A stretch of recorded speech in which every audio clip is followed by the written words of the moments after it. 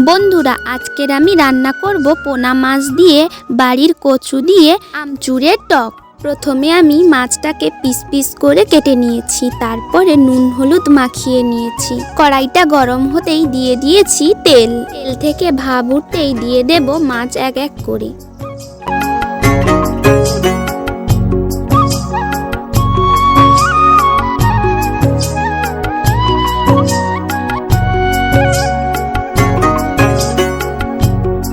বন্ধুরা, বাড়ির পুকুরের মাছ যদি বাড়ির কচু দিয়ে মাছের টক রান্না করা হয় না, ভাত একদম চেটে পুটে একদম শেষই হয়ে যাবে।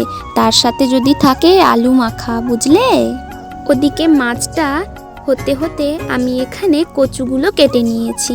কচুগুলো কাটার পর মাছটা সম্রানো হয়ে গেছে, তো এক এক করে আমি মাছগুলো নামিয়ে নেব। তারপরে দিয়ে দেব কড়াইতে তেল, তারপরে দিয়ে দেব কড়াইতে 5 ফোড়ন, তার সঙ্গে একটা শুকনো লঙ্কা।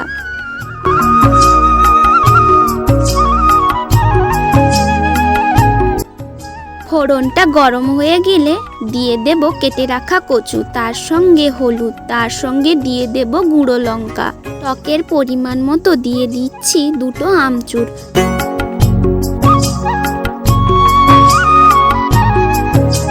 আমচুরের টকে দেওয়ার জন্য বেটে নেব সর্ষে।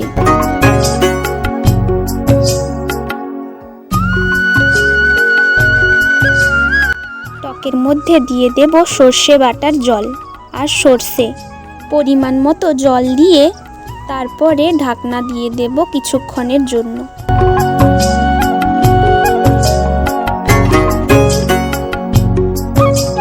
টকের মধ্যে দিয়ে দেব ভেজে রাখা মাছ। মাছ দেওয়ার পর ভালো করে টকটা ফুটিয়ে নেব।